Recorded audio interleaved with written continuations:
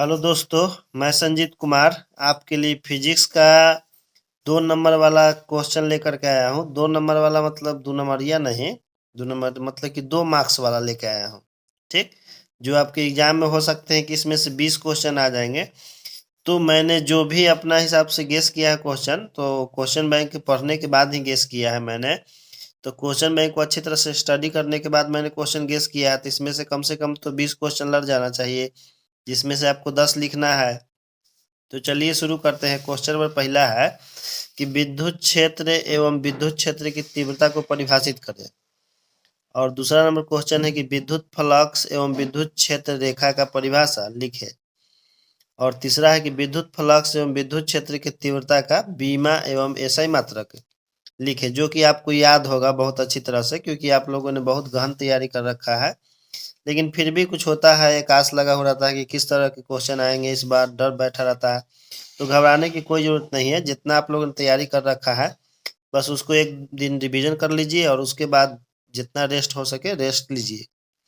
तो question number 4 है कि विद्युत क्षेत्र की तीव्रता के लिए अध्यारोपण का सिद्धांत लिखें। एक विद्युत बल के लिए भी अध्यारोपण का सिद्धांत होता है, लेकिन वो एग्जाम में नहीं आता है। लेकिन विद्युत क्षेत्र की तीव्रता वाला बहुत साल से नहीं पूछा है, तो इस बार इसकी संभावना है क्वेश्चन नंबर 4 का ज़्यादा। और स्थिर विद्युत परिरक्षण किसे कहते हैं, इसका जीवन उपयोगी उपयोग बताएं। यह क्वेश्चन आपका 2014 में एक बार आया था, उसके बाद फिर कभी नहीं आया है। तो आशा करता हूँ कि इस बार शायद आ जाए। समविभवी तल किसे कहते हैं, इसका 3 गुण लिखिए। क्वेश्चन नंबर 6 है। क्वेश्चन नंबर 7 है कि किसी आवेशित चालक के विभव को प्रभावित करने वाले कारक को लिखे। यह क्वेश्चन बहुत रेयर केस में आ सकता है, जब एग्जाम भारी होगा तब। जनरली इस टाइप के क्वेश्चन एग्जाम में नहीं पूछे जाते हैं, लेकिन 6 नंबर क्वेश्चन है, उस टाइप के क्वेश्चन इस बार पूछा जा सकता है। क्वेश्चन नंबर 8 है आपका कि विद्युत द्विध्रुव एवं विद्युत द्विध्रुव का घूर्ण को परिभाषित करें। यह क्वेश्चन इस बार पक्का आएगा। 8 नंबर क्वेश्चन जो है आपका, एक समान विद्युत क्षेत्र में विद्युत द्विध्रुव पर लगने वाला टॉर्क का व्यंजक ज्ञात करें। इस टाइप का भी क्वेश्चन आ सकता है एग्जाम में। क्वेश्चन नंबर 10 है कि एक समान विद्युत क्षेत्र में विद्युत द्विध्रुव के विक्षेपण में किया गया कार्य का व्यंजक ज्ञात करें। क्वेश्चन नंबर 11 आपका है कि किसी चालक की धारिता को प्रभावित करने वाले कारक को लिखें। यह भी क्वेश्चन 2014 में आपका आया था। ये इस टाइप का जो क्वेश्चन है प्रभावित करने वाला कारक, ये उस समय पूछता है जब एग्जाम भारी लेना रहता है।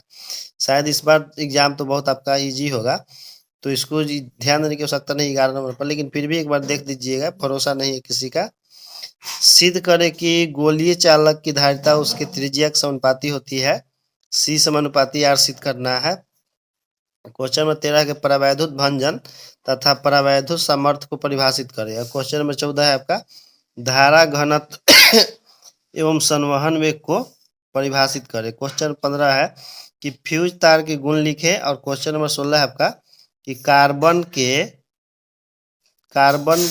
प्रतिरोध के कलर कोड क्या है, तो इसका परिभाषा लिखना है। क्वेश्चन नंबर 17 है, हालांकि ये तो सिलेबस से हट गया है आपका 17 नंबर क्वेश्चन, लेकिन फिर भी पूछ देता है किसी साल। थॉमसन प्रभाव क्या है। और क्वेश्चन नंबर 18 है कि लॉरेंज बल क्या है। और क्वेश्चन नंबर 19 है कि धारावाही परिनालिका के कारण चुंबकीय क्षेत्र का व्यंजक ज्ञात करें। और क्वेश्चन नंबर आपका 20 है कि शंट क्या है, इसके 2 उपयोग लिखे। और क्वेश्चन नंबर 21 है लेंज का नियम लिखे। और क्वेश्चन नंबर 22 है स्वप्रेरण एवं अन्योन्य प्रेरण का परिभाषा लिखे। और क्वेश्चन नंबर 23 भंवर धारा क्या है, यह आपका पूछ सकता है, तो इस पर ध्यान रखिएगा 23 नंबर पर। और 2 परिनालिकाओं का अन्योन्य प्रेरकत्व का व्यंजक प्राप्त करें, तो ये नहीं पूछेगा क्योंकि यह बहुत भारी क्वेश्चन में आपका आता है। और 25 नंबर क्वेश्चन है कि प्रतिवर्ती धारा के वर्ग माध्यमूल मान और औसत मान का परिभाषा लिखना है आपको। क्वेश्चन नंबर 20 है कि एम्पियर का परिपथीय नियम लिखें।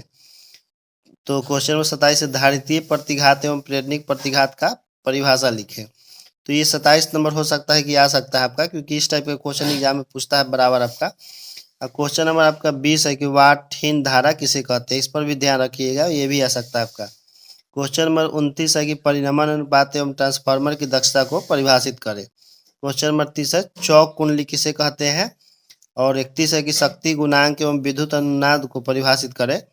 इसमें से आपका दोनों में से पिछला बार विद्युत अनुनाद पूछा था, तो इस बार हम मेरे ख्याल शक्ति गुणांक पूछना चाहिए। और क्वेश्चन नंबर 31 है कि चुंबक के लिए गॉस का नियम लिखे। और क्वेश्चन नंबर 32 आपका कि चुंबक में टेंजेंट का नियम लिखे। और क्वेश्चन नंबर 33 है प्रति चुंबकीय, अनुचुंबकीय और लव चुंबकीय पदार्थ में 3 अंतर लिखे। यह भी आपका आया हुआ था पिछला साल, तो हो सकता है कि इस साल नहीं पूछे आपका। और क्वेश्चन नंबर आपका 34 है कि धारणशीलता एवं चुंबकीय शैथिल्य को परिभाषित करें। तो चलिए इसके बाद हम लोग आ जाते हैं क्वेश्चन नंबर, देख लेते हैं आपका क्वेश्चन नंबर 35 है कि एक्स किरणों के 2 गुण तथा उपयोग लिखे। और क्वेश्चन नंबर 36 है परावैंगनी किरणों के 2 उपयोग तथा गुण लिखे। इसमें से देखिए एक्स किरण या परावैंगनी किरण का तो कोई इस बार तो पक्का पूछेगा, गुण या उपयोग, तो इसको ध्यान रखिएगा। क्वेश्चन नंबर 37 आपका कि गोलीय विपथन किसे कहते हैं, इसको दूर करने के 2 उपाय बताएं। और क्वेश्चन नंबर 38 है कि पूर्ण आंतरिक प्रवर्तन किसे कहते हैं, इसके आवश्यक शर्तों को लिखो। तो यह भी बहुत बार से नहीं पूछा है, इस बार संभावना बन रहा है कि पूछ सकता है आपका, तो इस पर ध्यान रखिएगा। और क्वेश्चन नंबर 39 है कि क्रांतिक कोण किसे कहते हैं। और क्वेश्चन नंबर 40 समतुल्य लेंस किसे कहते हैं। और 41 आवर्धन क्षमता किसे कहते हैं। तो ये आपका पूछ सकता है आवर्धन क्षमता, इसलिए इस पर भी ध्यान रखिएगा। रंगीन विपथन क्या है और इसको दूर कैसे किया जाता है। लेंस के आवर्धन तथा आवर्धन क्षमता में अंतर लिखें। और क्वेश्चन ये भी आपका पूछ सकता है, जो आवर्धन क्षमता और आवर्धन में अंतर लिखने वाला है। स्वच्छ आकाश का रंग नीला क्यों दिखाई देता है। 45 नंबर क्वेश्चन है कि सूर्योदय और सूर्यास्त के समय सूर्य लाल क्यों दिखाई देता है। खतरे का संकेत लाल क्यों होता है। और क्वेश्चन नंबर 47 है आपका कि कोणीय वर्ण विक्षेपण तथा वर्ण विक्षेपण क्षमता को परिभाषित करिए। आपका पूछा हुआ था 19 या 20 में शायद। और क्वेश्चन नंबर 48 आपके तरंगाग्र किसे कहते हैं। और क्वेश्चन नंबर 49 है कि हाइगेंस का द्वितीयक तरंग का सिद्धांत लिखे। और 50 नंबर क्वेश्चन है कि प्रकाश का व्यतिकरण किसे कहते हैं।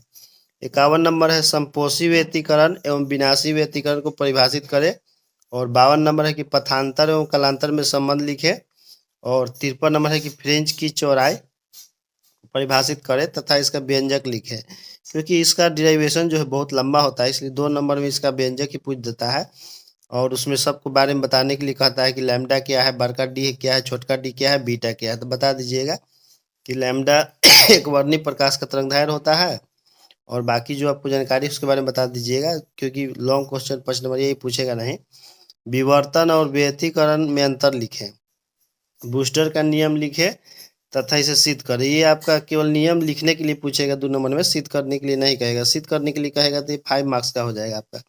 और क्वेश्चन नंबर 56 है कि पोलराइड क्या है, इसके 3 उपयोग बताएं। और 57 नंबर कार्य फलन तथा पायनिक उत्सर्जन को परिभाषित करें। तो हो सकता है कि इस बार 57 नंबर क्वेश्चन आपका पूछे कार्य फलन का परिभाषा। और क्षेत्र उत्सर्जन तथा प्रकाश विद्युत उत्सर्जन का परिभाषा लिखे। तो ये तो पूछेगा या नहीं, लेकिन 59 नंबर आपका पक्का पूछेगा कि प्रकाश विद्युत प्रभाव और निरोधी विभव को परिभाषित करते, इसको पक्का ध्यान रखिएगा 59 नंबर क्वेश्चन को। और थ्रेशोल्ड आवृत्ति किसे कहते हैं, जिसको हम लोग देहली आवृत्ति कहते हैं हिंदी में, ये अंग्रेजी नाम है थ्रेशोल्ड आवृत्ति। और 61 नंबर है कि डी ब्रोगली तरंग किसे कहते हैं, इसके 3 गुण लिखे।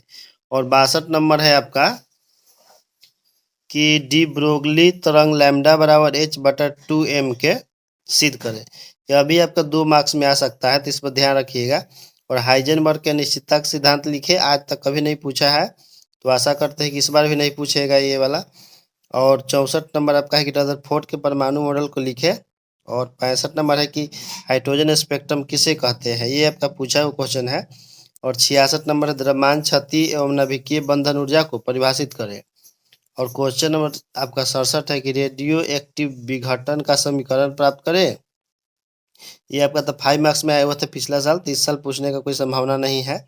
और रेडियस एक्टिव विघटन एवं नाभिकीय संलयन में 3 अंतर लिखे, इसको ध्यान रखिए, ये आपका आ सकता है। और नाभिक से अल्फा किरण एवं बीटा किरण के उत्सर्जन का वर्णन करें। तो आपको मालूम है कि नाभिक से जब भी अल्फा किरण निकलता है तो द्रव्यमान में 4 इकाई और परमाणु संख्या में 2 इकाई कमी आती है। और बीटा किरण उत्सर्जित होता है तो द्रव्यमान अपरिवर्तित रह जाता है और उससे परमाणु संख्या में एक वृद्धि हो जाती है। 70 नंबर है कि पीएन संधि का दिष्टकारी गुण का वर्णन करें, यानी कि उसका रेक्टिफाइंग प्रॉपर्टी है उसको वर्णन करना है। जेनर डायोड किसे कहते हैं? और क्वेश्चन नंबर 72 है, प्रकाश उत्सर्जक डायोड क्या है? इसका दो उपयोग बताएं। और क्वेश्चन नंबर आपका 63 है कि एनालॉग संकेत एवं डिजिटल संकेत को परिभाषित करें। और 64 नंबर क्वेश्चन है कि एंड गेट का संकेत तथा सत्यता सारणी बनाएं। और 75 नंबर है कि मॉडुलम तथा बी मॉडुलम को परिभाषित करें। इस पर ध्यान रखिएगा, ये आपका पूछ सकता है 75 नंबर क्वेश्चन। और 76 नंबर है कि आयाम मॉडुलन एवं आयाम मॉडुलन सूचकांक को परिभाषित करें। और 77 नंबर आवृत्ति मॉडुलन तथा काला मॉडुलन को परिभाषित करें। और 78 नंबर भूत रंग किसे कहते हैं? ये भी आपका पूछने की संभावना ज़्यादा है, क्योंकि ये भी बहुत बार से नहीं पूछा है। और 79 नंबर है कि आकाश तरंग एवं दिश तरंग की परिभाषा लिखें। तो इसमें से दिश तरंग का तो हम नहीं कह सकते हैं, लेकिन आकाश तरंग आपका हो सकता है कि पूछे। और इसके बाद एक विचार है कि मेहनत करना इतना आसान नहीं होता है। जो लोग कछुए की चाल से चलते हैं वही जीतते हैं। तो अभी भी कुछ दिन समय बचा हुआ है, 1-2 दिन, उसमें पढ़ लीजिए मन लगा से। और हम भगवान से दुआ करेंगे कि आप लोग का एग्जाम बहुत अच्छा हो जाए। तो इसी के साथ जय हिंद। इसके बाद हम लोग इस केमिस्ट्री का वीडियो देखेंगे 5 मार्क्स वाला, उसको भी मैंने लिख दिया है, उसको देख लीजिएगा आप लोग।